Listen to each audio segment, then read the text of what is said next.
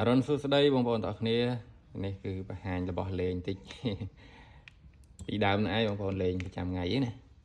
បាញ់លេងមាននៅផ្ទះនេះវាប្រភេទឈើនេះគឺកម្រម្សិលមិញហ្នឹងគឺលក់ចេញមកដើមតែបាត់ហើយចឹងមួយនេះគឺទុកលេងខ្លួនឯងបងប្អូនឈើនេះខ្ញុំភ្លេចឈ្មោះទៅអាម៉េចគេនោះស្អីស្វាម៉េចទេ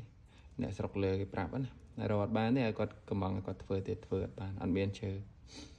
ចឹងនេះគឺទុកលេងមកដើមហើយតម្លៃវាក៏គួរសមដែរក្មេងៗក្មួយប្អូនឆាតមកឲ្យតម្លៃ15000 20000អីហ្នឹងលក់អត់កើតទេអូនហើយលក់អត់កើតទេដងនេះណាតម្លៃ20000នេះហ្នឹងលក់អត់កើតទេអត់រួចឈ្នួលធ្វើទេអូន20000ចានេះទុកលេងទេហើយនេះក៏ទុកលេងដែរបងប្អូនណាមួយថ្ងៃមុនមានភ្ញៀវអត់សុំទិញដែរអត់ដាច់ចិត្តលក់ហើយដល់ពេលអត់យកវិញបាទអត់យកវិញក៏អត់អីដែរព្រោះខ្ញុំក៏អត់ចង់លក់ប្រហែលដែរដងនេះអាប្រហែល3 12ប្រភេទអីណុកបាញ់អត់ក៏ពិតបងប្អូនខ្ញុំលេងត្រូវដៃខ្ញុំស្រឡាញ់មកវគ្គក្រោយខ្ញុំធ្វើមាន design ប្លែកពីនឹងតិចតែរចនាប័ទ្មផ្សេងៗនៅទេហើយក្បាលតាគៀបនេះក៏ខ្ញុំអាប់ដេតបន្តិចដែរអត់នៅខាងហ្នឹងទេចេញមកមុខនេះហើយខ្ញុំនឹងធ្វើក្បាលចងមកដែរអញ្ចឹងហើយបាទខ្ញុំរៀនលេងក្បាលចងនេះណាហើយណែនេះដុំឆក់នេះគឺអរគុណទៅដល់បង GK Slingshot បាទកំពូលប្រុសស្មោះតំពួកទីធានាមនេះនេះរបស់ខ្ញុំអាក្បាលខ្មោចទីធានាមនេះហើយនឹងដុំឆក់នេះគឺគាត់ sponsor ដែរអរគុណច្រើនបងហើយពីមុនបងប្អូនឃើញទេដងទីធានាមមួយខ្ញុំថតឲ្យបងប្អូនមើលក៏គាត់ sponsor ដែរបាទបងប្អូនហើយបងប្អូនឃើញហ្នឹងមុនខ្ញុំផុសបន្តិចហើយខ្ញុំលុបចោលវិញណានេះប្រភេទដង Mayura នេះប្រភេទ Inox 312ខ្ញុំផុសបន្តិចគឺមានបងប្អូនយើងគាត់តាក់ទងមកថាគាត់យកហើយគាត់បាញ់លុយកក់អញ្ចឹងណាអញ្ចឹងបានខ្ញុំលុបវិញអញ្ចឹងក៏មកបងប្អូនឆ្ងល់ហើយឃើញនៅមុខខ្ញុំអញ្ចឹងណាដងនេះដូចខ្ញុំជម្រាបជូនបងប្អូនអញ្ចឹងគឺវាមានស្នាមត្រូវក្របមកកន្លែងហើយសួរថា312បាញ់អត់កពិតទេហេតុអីបានជាត្រូវក្របកពិត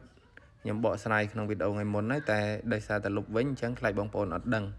ខ្ញុំសូមជម្រាបជូនបងប្អូនម្ដងទៀតដោយសារគាត់បាញ់ប្រភេទក្របប្រអប់ក្របប្រអប់គឺក្របដែលគាត់ទិញតាមជាងម៉ូតូតាមអីណាក្របហ្នឹងគឺវារឹងជាងInox 312មិនដឹងថាបើយើងនិយាយថាភាពរឹងរបស់វាយើងមិនដឹងថាម៉េចអាខាងលោហៈធាតុហ្នឹងណាបងប្អូនខ្ញុំដឹងត្រឹមតែថាវារឹងជាងអាហ្នឹងព្រោះគេធ្វើឡើងសម្រាប់យកទៅប្រើផ្ដាងតម្ពួកកលម៉អីអញ្ចឹងទៅ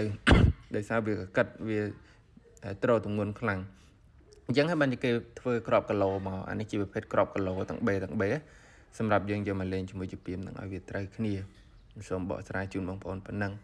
បងប្អូនអាចទិញក្របគីឡូទៅលេងទៅវាចំណេញក្របគីឡូយកទៅលេងវាចំណេញទី1ចំណេញតម្លៃបងប្អូនទិញក្របប្រអប់មកប្រអប់ 4-5000 ទិញ2ប្រអប់អស់ 10000 បាទហើយក្របអត់បានកន្លះគីឡូហ្នឹងហើយក្របនេះ1គីឡូតែ 10000 ជាងហ្នឹងអញ្ចឹងវាខុសត្រូវគ្នាកន្លែងហ្នឹងជាងថ្ងៃទី5គាត់យកម្ចាស់ដងនេះណាបងប្អូនអរគុណសម្រាប់ការគាំទ្របងខ្ញុំនៅមានដងអាដាមក្បាលចងមកដើមទៀតដែរតែអត់ទាន់បានទៅយកអានោះខ្ញុំលក់មកទឹកដែរណែហើយដងនេះ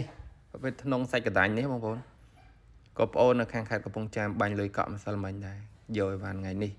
ប្រាប់ថាយកថ្ងៃនេះបញ្ហាអសង្វាក់អីមិនដឹងទេអញ្ចឹងក៏បង្ហាញជូនបងប្អូនដែរថាដងនេះអស់ហើយ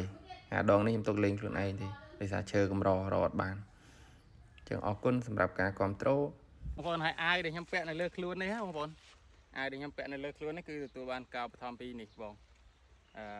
បង RT Slingshot អញ្ចឹងចង់អរគុណបងប៉ុណ្្នឹងឯងហើយខ្ញុំបាញ់កដងឲ្យបងប្អូនមើលមួយលេងនោះដងនៅខាងនោះនេះបងប្អូន